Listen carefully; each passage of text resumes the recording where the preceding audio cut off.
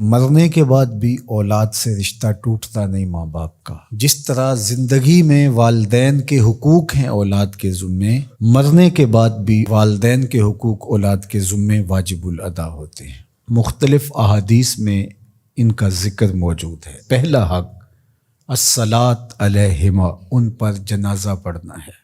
تجہیز و تکفین تدفین اس کے زمرے میں آتی ہے۔ وہ اولاد خوش نصیب ہے جو اپنے ماں باپ کا یہ حق ادا کر پاتی ہے، ورنہ ایسے بد نصیب لوگ بھی ہیں جنہیں جنازہ آتا نہیں ہوتا اور ساری زندگی لوگوں کے جنازوں میں جا کے رسم ادا کر کے آ جاتے ہیں، اور جب اپنے ماں باپ انتقال کر گئے تو یہ دھوکہ پھر ان کے ساتھ بھی انہیں کرنا ہوتا ہے۔ تو وہ کیا سوچ رہے ہوں گے کہ یہ ماں باپ کے مرنے کے بعد ان کا پہلا حق تھا جو ہم نے ادا نہیں کیا۔ دوسرا حق استغفار لہما، ان کے لیے بخشش کی دعا کرنا، مغفرت کی دعائیں کرنا، اے اللہ ان کی مغفرت فرما۔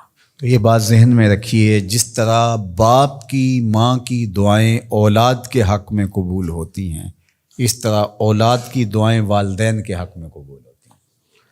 تو ان کے لیے استغفار کیا جائے۔ ایک شخص فوت ہوا اور اپنی بدعمالیوں کی وجہ سے قبر میں جکڑا گیا، تو بعد میں اچانک اس سے عذاب اٹھا لیا گیا کچھ عرصے کے بعد۔ تو بارگاہ عزدی میں عرض گزار ہوا، مالک میرے اعمال تو ایسے نہیں تھے کہ مجھے ان مشکلوں سے نکال کے کھڑکی کھول دی گئی جنت کی، تو کہا کہ تیرے مرنے کے بعد تیری بیوی کے ہاں جو بیٹا پیدا ہوا، تیرا بچہ پیدا ہوا، پھر اس نے اس کو پروان چڑھایا، اب وہ بولنے لگا اور اس کو وہ درس گاہ میں چھوڑ آئی، تو استاد نے اس کو پڑھایا، بیٹا پڑھو بسم اللہ الرحمن الرحیم، تو اس نے یہ پڑھا۔ مجھے شرم آئی کہ اس کا بیٹا مجھے رحمان الرحیم کہہ رہا ہے اور میں اس کو عذاب دوں۔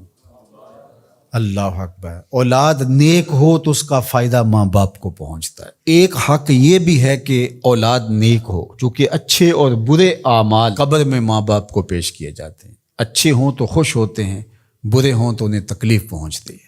اس لیے ماں باپ کا مرنے کے بعد جو اولاد کے ذمے حق ہے، ان میں سے ایک حق یہ ہے کہ وہ نیک اور صالح ہوں تاکہ ان کو قبر میں راحت پہنچے۔ تیسرا حق ماں باپ کا جو اولاد کے ذمے ہے وہ انفاذ العہد ہے، ان کے عہد پورے کرنے، ان کے وعدے پورے کرنے۔ یعنی انہوں نے جو عہد کر رکھا تھا کسی وجہ سے پورا نہیں کر سکے تو اولاد کے ذمے ہے کہ وہ اس کو ادا کرے۔ وہ عہد اللہ سے بھی ہو سکتا ہے اور اللہ کی مخلوق سے بھی ہو سکتا ہے۔ اللہ سے کوئی منت مانی تھی، پوری نہیں کر سکے، اسی طرح مخلوق کے ساتھ کوئی وعدہ تھا، اس وعدے کی تکمیل نہیں ہو سکی تھی تو ان وعدوں کو پورا کرے۔ اس طرح قرض دینا تھا کسی کا اور انتقال کر گئے تو اولاد اس کو اپنی طرف سے ادا کرے۔ اس کا اگر مال ہے تو اس کے مال سے ادا کر کے اس کے بعد پھر جو ہے وہ اس کی وراثت تقسیم ہوگی، اور اگر مال نہیں بھی تھا تو پھر بھی اولاد کے ذمہ ہے کہ اپنے باپ کا قرض ادا کرے۔ اور یہ اگر جنازہ پڑھنے سے پہلے کر دیا جائے تو یہ سب سے اچھا اور سب سے بہتر ہے۔ ایک تو یہ ہے کہ انہوں نے جو وعدے کر رکھے تھے، ان کے جو عہد تھے وہ پورے کرے، لیکن اس کے زمرے کے اندر وہ واجب کی سطح تک تو نہیں ہے، لیکن ان کے حقوق میں سے ہے کہ ان کے معمولات خیر کو جاری رکھے۔ یعنی جو وہ اچھے کام کرتے تھے، غریبوں کی مدد کرتے تھے، لوگوں کو کھانا کھلاتے تھے، اپنے علاقے کی مساجد کی ذمہ داریاں لیے ہوئے تھے، مدارس کی ذمہ داریاں لیے ہوئے تھے، غرباء کے علاج معالجے کی ذمہ داریاں لیے ہوئے تھے، اس طرح اور رفاہی ذمہ داریاں اپنے ذمہ انہوں نے لے رکھی تھی، تو ان کے انتقال کے بعد اگر صلاحیت اور حالت مالی ایسی ہو تو اولاد کو اس تسلسل کو ٹوٹنے نہیں دینا چاہیے کہ یہ نہیں ہے کہ اب والد صاحب چلے گئے، ماں چلی گئی تو غریب رشتہ دار جو پردے سے ان کی مدد ہوتی تھی اور ان کے گھر کا چولہا جلتا تھا، تو ماں کے جانے کے بعد اب اولاد کہے کہ یہ آپ کا اور اس کا تعلق تھا، وہ چلی گئی تو کام ختم نہیں۔